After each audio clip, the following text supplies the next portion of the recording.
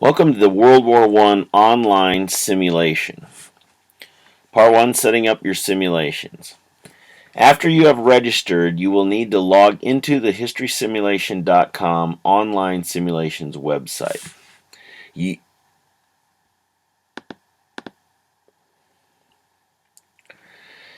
will need to click on the box New Simulation.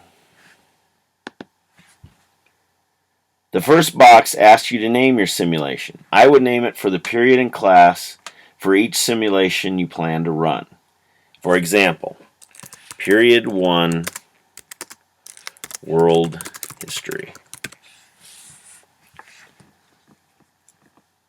Next, you will choose which simulation you want to do. For right now is World War I. Then you click OK, and the World War I simulation is ready to go. To begin, click Start,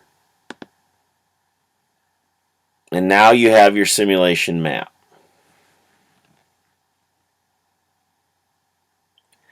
The map is now displayed and ready to begin mobilizations when you reach that point in the simulation. So, in the simulation, of course, we'll have the incident of the assassination of the Archduke. Speeches will be given, and then the teacher will ask for a call for mobilizations. So then you will mobilize each country.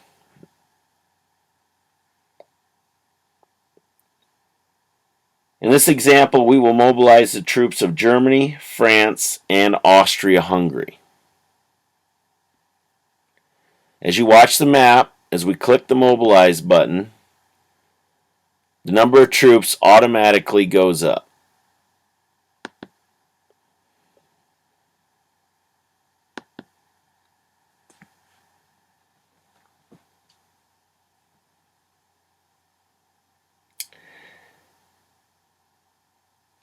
I would take your time and show each troop number going up individually. I wouldn't go too fast and just click them so that other people can see. As kids raise their hands and you mobilize, they'll see those numbers go up, and it'll probably make other people mobilize at the same time, kind of the way it did leading up to World War I. You can mobilize countries at any time, but after they mobilize the first time, it will become automatic when you select the next year. You can select the next year by clicking on the year and then the Start Year button. So we'll mobilize the rest of the armies.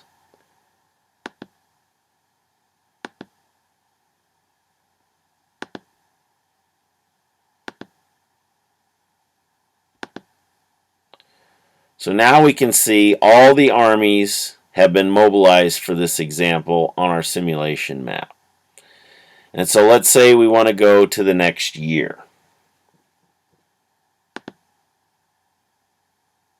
We click Start Year. And now we can see that all the countries have been mobilized again that had already been mobilized. We know that Italy and Bulgaria had not mobilized, and so those buttons are still active. So we'll do that for an example. Here's Italy and Bulgaria. And all countries are once again mobilized. The war phase. The rules of the online simulation mirror the rules for the Word and Excel spreadsheet original simulation. In this example, Russia has turned in a declaration of war slip to attack A3 of Austria-Hungary. Russia has committed 225 troops to the battle. As I drag the Russian flag of 325 troops into A3. So I drag the little Russian flag into that zone. Now, it says number of units to be moved. Since the slip says 225, I take that number and change it to 225, and then I will click on the Move button. Now you can see we've moved 225 troops into A3, and we have 100 left over back in R3.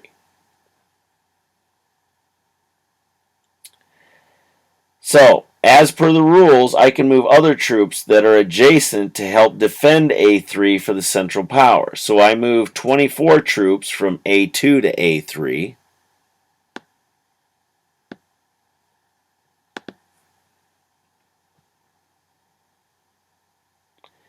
We are now ready for the battle. To start the battle, you simply double-click on the territory.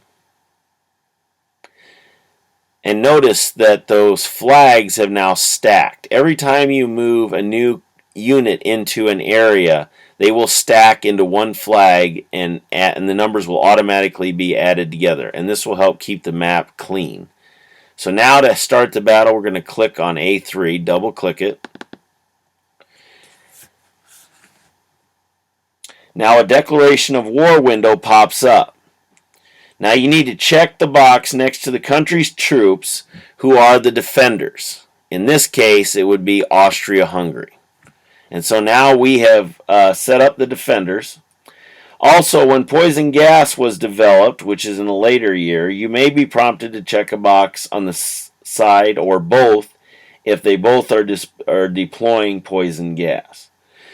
Now, to complete the battle, you click Commence. And as you can see, the Austro-Hungarian troops lost. The Allied armies are victorious. Russia, which had 225 troops, now only has 108 troops. And as you can see, A3 is now turned to orange, which is the color of the Allies, and that's done automatically. So, in this case, the battle is now complete, and you can move on to your next battle. After all the wars have been completed for that side, which in this case is the Allies, then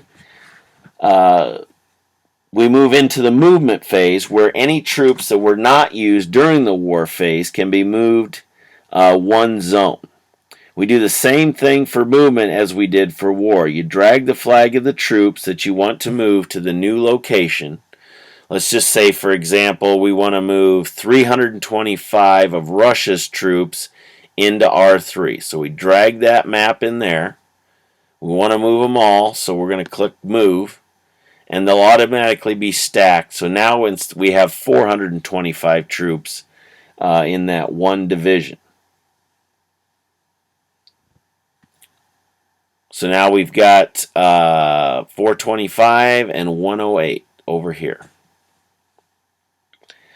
Sea battles are conducted the same way as land battles are. You move the Navy into the same zone and double-click on that sea zone. So, for example, let's say that Germany wants to attack the British Navy in the North Sea, and they want to send all their units. Well, let's say they don't want to send all their units. Let's say they just want to send 400. So the same thing happens here as happened to the armies. 200 will be left here, which has now been stacked into the 400, so that leaves 600 there and 400 over here.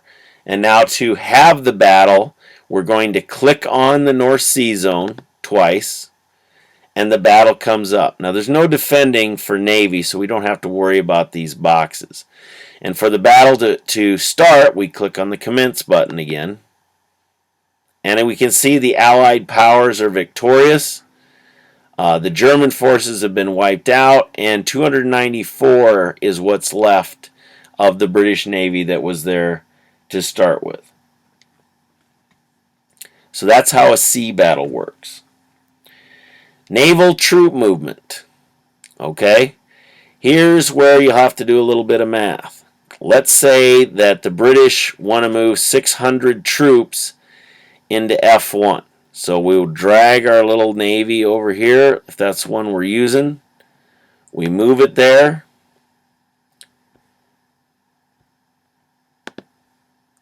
And now we've got to move this flag over into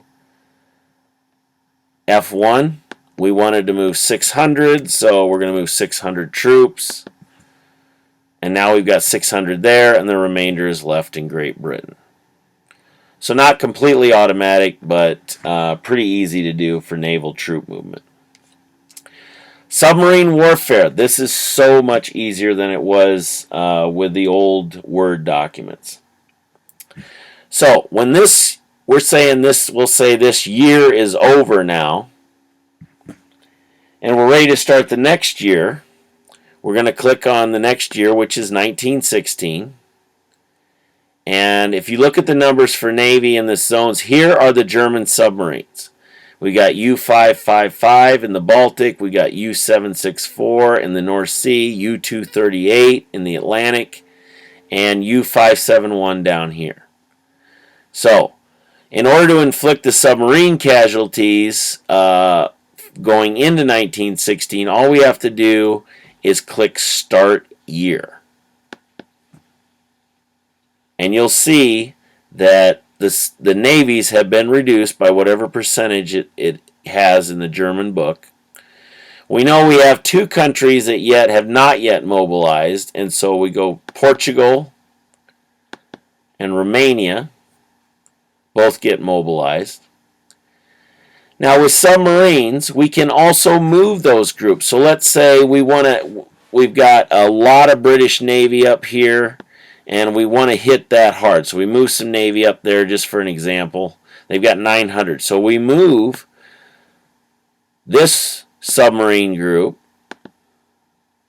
and we move this submarine group, U-555, into that zone.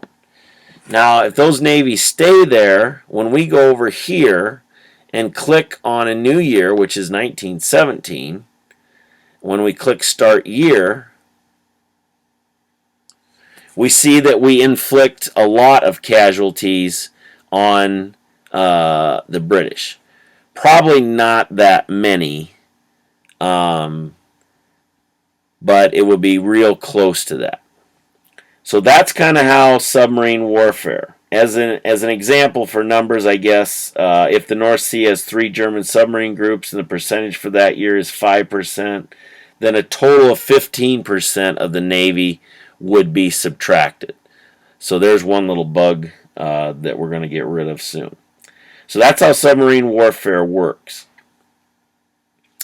Now let's say that we have a neutral country like Romania, and we want to change. Romania decides they're going to join the Allies, and so we don't want them to be yellow, which is a neutral country. We want them to become orange. So we double click on the name, not just the country, but double click on the name, and we're going to make them allied and save.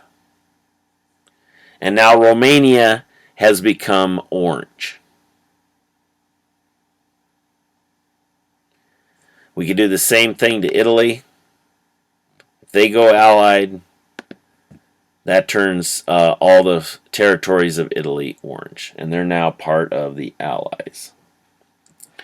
Now down here at the bottom, we also see a little button for teacher notes. Teacher notes is where we put in some of the things that we want to know for the next day. For example, in 1915, we start with Central Powers Movement. And any other notes we want to put in there, we can put in those notes and they'll be saved for next time. Also, you can see down here we have a link to the online map. This is a view-only link which allows students to view the war map. Every time they refresh the war map, they will get a more up-to-date map on their laptops or on their computers or iPads or whatever they're using. So this is a read-only map. They can't move anything or change anything. All they can do is see. And when they click refresh, it brings up the latest map. So that's the online simulation examples. As you can see, it's so much easier and so much faster to do things, and it's very animated, and I think everyone is going to enjoy working with it as opposed to using the old Word documents and having to fumble around with 2 computers and a spreadsheet.